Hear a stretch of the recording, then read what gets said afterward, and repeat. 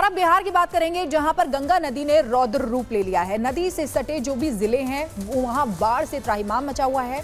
वैशाली में हमारी टीम पहुंची और ग्राउंड जीरो से हालातों का जायजा लिया।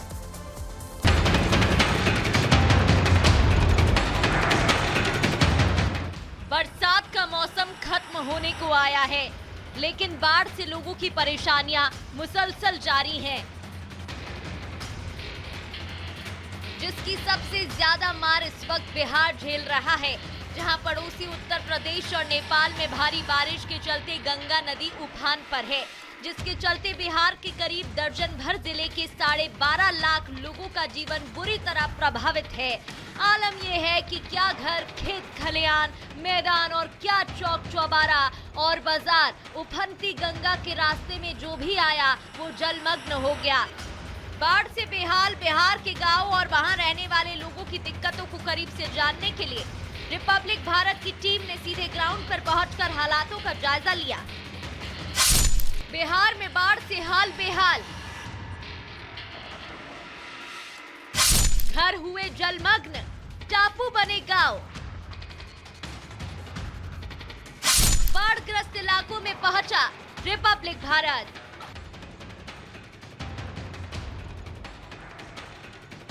बिहार में बाढ़ के प्रकोप के बीच रिपब्लिक भारत की टीम सबसे ज्यादा प्रभावित जिलों में से एक वैशाली पहुंची, जहां हमारे संवाददाता प्रकाश सिंह ने हालात को करीब से देखा। नाव की मदद से उन इलाकों में पहुंचे जहां उफनती गंगा का पानी लोगों के घरों में घुस गया। हम लोग कुछ रिहायशी इलाके में आ गए हैं, जहां पर देखिए ये घर की स्थिति देखिए, चौकी है, घर में कोई आदमी नहीं है, यहाँ पर पूरा घर जलमग्न है, लोग यहाँ से पलायन कर चुके हैं। ये चापाकल है, उसकी स्थिति देखिए वहाँ क्या स्थिति है।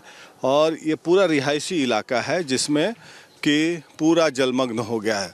और ये बिहार का एक जल प्रभावित इलाका है। बिहार के 12 से 13 जिले प्रभावित हैं, जिसमें 12.5 लाख लोग जो हैं प्रभावित हैं।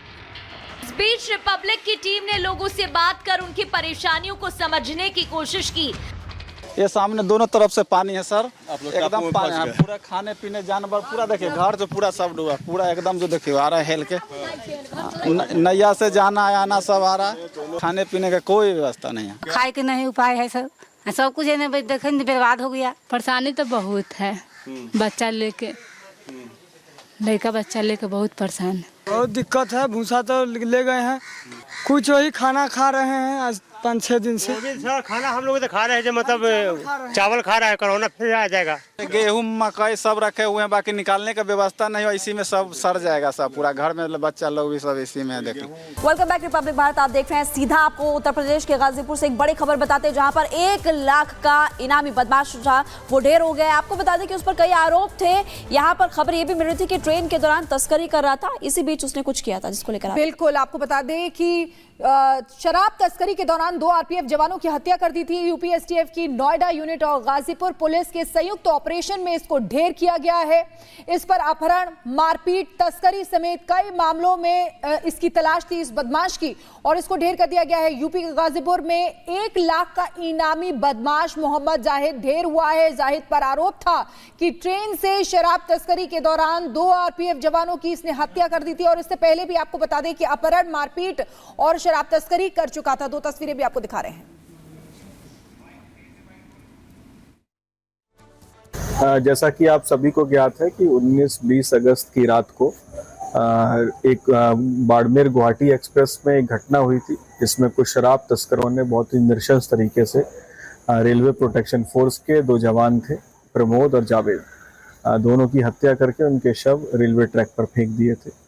उसके बाद से तत्काल जनपद गाजीपुर पुलिस, एसटीएफ एवं जीआरपी सभी लोग उस केस में लगे हुए थे, और कुछ दिन बाद उस घटना का अनावरण हुआ था और 4 अभियुक्त, इसमें से एक मुठभेड़ हुई थी, 4 अभियुक्त जेल भेजे गए थे। उसके बाद 2 अभियुक्त और जेल जा चुके हैं, जिसमें अभी हाल ही में 50,000 का इनामी बदमाश था, वो भी मुठभेड़ के उपरांत घायल होने के बाद रवि वो जेल गया था। और देखिए किस तरीके से यूपी में अपराधियों पर नकेल कसी जा रही है, उनका इनकाउंटर हो रहा है, लेकिन अब इसमें भी सियासत शुरू हो गई है। अखिलेश यादव जैसे कि इस जाति को लेकर सवाल उठाते रहे हैं, अब अनुज के पिता ने भी सवाल खड़े किए हैं।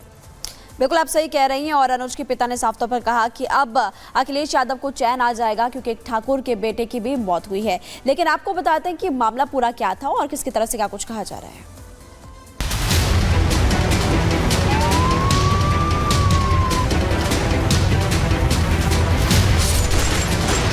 यादव जी का इच्छा तो पूरी हो गई, कम से कम ठाकुरों को इनकाउंटर करके उनकी इच्छा की पूर्ति तो हो गई। अनुज सिंह के पिता जो कह रहे हैं, क्या अखिलेश वही चाहते थे कि यादव का एनकाउंटर हुआ तो ठाकुर का भी हो? क्या सियासत इतनी प्यासी हो गई कि किसी का खून पीकर ही उसे शांति मिलेगी? क्या अपराध में जाति का जहर मिलाकर हमारे सियासतदान चैन की सांस लेते हैं? क्योंकि यूपी के सुल्तानपुर में डकैती के आरोपी मंगेश यादव का एनकाउंटर हुआ तो खूब बखेड़ा खड़ा हुआ। योगी सरकार पर सवाल उठे। अब डकैत अनुज सिंह मुठभेड़ में मारा गया तो अखिलेश की पार्टी इसे जाति संतुलन बताने में लगी है कि जिसने अपराध किया है उसके लिए अदालतें हैं, पुलिस फोर्स पूरे तैयारी करे, प्रोसिक्यूशन की तैयारी करे, चार्जशीट दायर करे और जो सजा बनती है किसी के भी बारे में वो होना चाहिए। ये बैलेंस करने का जो उत्तर प्रदेश पुलिस ने काम किया है, हम उनको दोबारा बता देना चाहते हैं कि हम फेक इनकाउंटर्स के खिलाफ हैं। समाजवादी पार्टी अखिलेश यादव जी जिस तरह से मंगेश यादव के एनकाउंटर को फेक बता रहे थे, उस तरह अनुज सिंह के एनकाउंटर पे वो उतने नहीं तिलमिला रहे हैं, उतना उन्हें दर्द नहीं हो रहा है। क्या ये सच है कि अखिलेश को जितनी दिक्कत मंगेश यादव के मारे जाने पर हुई वो अनुज सिंह के एनकाउंटर पर नहीं हो रही है? क्योंकि बयान तो उनका आया है मगर वो धार नहीं थी। हाँ, औपचारिकता और सियासी विरोध जरूर नजर आया। एक डकैती, 2 एनकाउंटर और अखिलेश के 2 तरह के बयान। मंगेश यादव पर अखिलेश ने कहा था कि नकली एनकाउंटर में जाति देखकर उनकी जान ले ली गई। वहीं अनुज सिंह के एनकाउंटर पर अखिलेश ने कहा कि किसी का भी फर्जी एनकाउंटर नाइंसाफी है। इन बयानों और मौके की नजाकत तो देखकर सवाल उठता है कि एनकाउंटर पर बैलेंसिंग पॉलिटिक्स कौन कर रहा है, योगी या फिर अखिलेश? जो लोग जाति का नंगा खेल खेलते हैं, समाज को आपस में लड़ाने का कार्य करते हैं, ये वही लोग हैं जो माफिया और बड़े बड़े अपराधियों, दुर्दांत अपराधियों के सामने पहले गिड़गड़ाते थे, नाक रगड़ते थे। आज जब प्रदेश विकास की एक नई धारा के साथ आगे बढ़ रहा है तो उन्हें विकास अच्छा कैसे लग सकता है? अपराध पर योगी बनाम अखिलेश लगातार होता रहा है। सबसे ज्यादा सुल्तानपुर कांड पर सियासत हो रही है क्योंकि उसमें मारे जाने वाला पहला आरोपी यादव और दूसरा ठाकुर है, जो उस दावे को खारिज करता है कि योगी सरकार जाति देखकर ठोक देती है, मगर सियासत को कुछ भी कबूल नहीं है। परिस्थितियां ऐसी हैं, उनसे स्पष्ट तौर पे लगता है कि क्योंकि सरकार और एसटीएफ पे जाति देख के कार्रवाई करने के आरोप लग रहे थे, इसलिए अपनी उस इमेज को मेंटेन करने के लिए ये इनकाउंटर किया गया। जातिवाद को मुद्दा बनाया है अखिलेश जी ने। अपराधियों की कोई जाति नहीं होती है। इनके विषय में भी अखिलेश जी को बोलना चाहिए था, लेकिन वो तो बोल नहीं रहे हैं। सियासत का क्या है, ये तो होती रहेगी। सवाल उठना चाहिए था कि अपराध का खात्मा कैसे होगा, लेकिन हमारे माननीयों की नजर रहती है कि अपराधी किस जात का है। Bureau report, Republic Bharat. खबरों में आगे बढ़ते हैं, बात करेंगे महाराष्ट्र से खबर सामने बदलापुर से, जहां पर एक आरोपी है, उसका एनकाउंटर हुआ। ये वही आरोपी है जिसने 2 बच्चियों के साथ बदतमीजी की थी, बदसलूकी की थी। बिल्कुल, ये तस्वीरें आपको दिखा रहे हैं। देखिए, इसके एनकाउंटर के बाद लोगों में खुशी का माहौल था। पुलिस के साथ मुठभेड़ हुई जिसमें ये आरोपी ढेर हो गया। बदलापुर में आतिशबाजी की तस्वीरें आपको दिखा रहे हैं।